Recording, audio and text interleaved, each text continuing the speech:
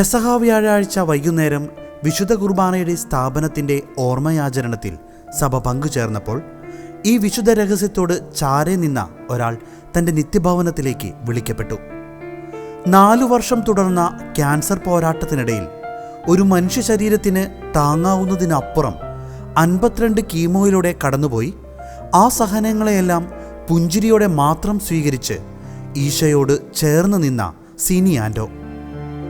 വൻകുടൽ, അണ്ഡാശയം, ശ്വാസകോശം, വൃക്കകൾ, ശരീരത്തിൻ്റെ വിവിധ ഭാഗങ്ങൾ ക്യാൻസറിന് കീഴ്പ്പെട്ടപ്പോഴും ഓരോ കീമോതെറാപ്പിക്ക് മുൻപും പ്രാർത്ഥനാവശ്യം ചോദിക്കുന്നവരുടെ പ്രശ്നപരിഹാരത്തിനുള്ള നിയോഗമായി സമർപ്പിച്ചു. ഓരോ വേദനയും സിനി പ്രാർത്ഥനയാക്കി മാറ്റി. കർത്താവിൻ്റെ തിരുമുമ്പിൽ അത് മധ്യസ്ഥതയായി മാറി. 30 വർഷത്തിലേറെ സിംഗപ്പൂരിൽ സ്റ്റാഫ് നേഴ്സായി ജോലി ചെയ്ത സിനി രോഗം മൂർച്ഛിച്ചതിനെ തുടർന്ന് കഴിഞ്ഞ വർഷമാണ് നാട്ടിൽ തിരിച്ചെത്തിയത്.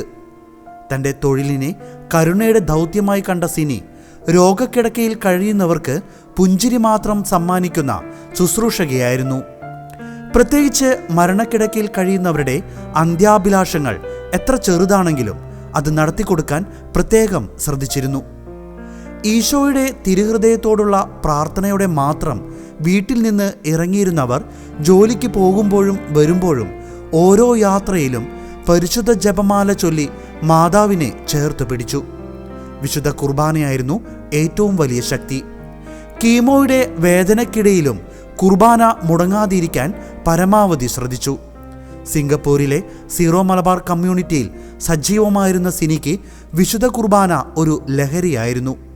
വിശുദ്ധ കുർബാന സ്വീകരിക്കുന്ന സമയം പലവട്ടം തിരുശരീര രക്തങ്ങളുടെ ഭാരം ശരീരത്തിൽ അനുഭവപ്പെട്ടിരുന്നു.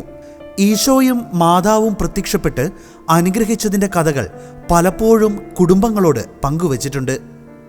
സിനിയെ ആശ്വസിപ്പിക്കാൻ വരുന്നവരെ തിരിച്ചാശ്വസിപ്പിച്ച് പ്രാർത്ഥിച്ച് മാത്രം മടക്കി അയച്ചവർ സ്വന്തം സൗഖ്യത്തേക്കാൾ മറ്റുള്ളവരുടെ സൗഖ്യത്തിനായി പ്രാർത്ഥിച്ചു. ആമ്പല്ലൂർ തെക്കേപ്പുറത്ത് മാലിൽ കുടുംബത്തിൽ ജനിച്ച സിനി ആൻഡോ പരേതനായ മാത്യുവിൻ്റെയും ഫിലോമിനയുടെയും പ്രിയപ്പെട്ട മകളായിരുന്നു. ഭർത്താവ് ആൻഡോ ഐക്കെ പൂവത്തുശ്ശേരിയിലെ ഇരുമ്പൻ കുടുംബാംഗമാണ്. കുടുംബസമേതം സിംഗപ്പൂരിലായിരുന്നു. മകൻ എബിൻ സിംഗപ്പൂരിൽ പഠനം നടത്തുന്നു. കുരിശുകൾ സന്തോഷത്തോടെ ചുമന്നുകൊണ്ട് ഈശോയിലേക്ക് മാത്രം നോക്കിക്കൊണ്ട് സങ്കടക്കുന്നുകൾ താണ്ടിയുള്ള വിശുദ്ധമായ തീർത്ഥാടനമായിരുന്നു ആ ജീവിതം. 52 കീമോകൾ കഴിഞ്ഞിട്ടും പരിഭവങ്ങൾ ഏതുമില്ലാതെ സഹനങ്ങളെ സ്നേഹിച്ച സിനിയുടെ പേര് ഒരു നാൾ വിശുദ്ധരുടെ ഗണത്തിലേക്ക് ഉയർത്തപ്പെടുന്നതിനായി പ്രാർത്ഥനയോടെ കാത്തിരിക്കുകയാണ് ഒരു കൂട്ടം ആളുകൾ.